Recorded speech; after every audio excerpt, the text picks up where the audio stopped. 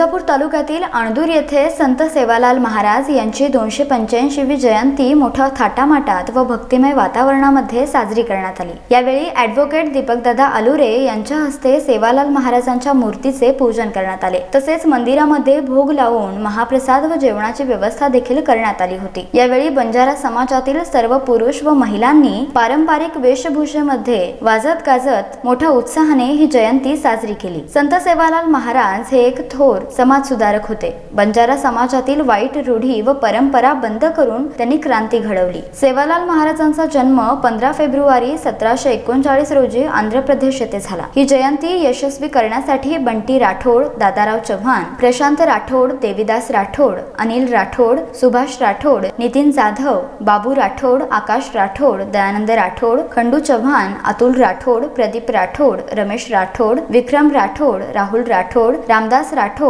आदींनी यावेळी परिश्रम घेतले। डी न्यूज मराठीसाठी विजय राठोड, अणदूर, तुळजापूर।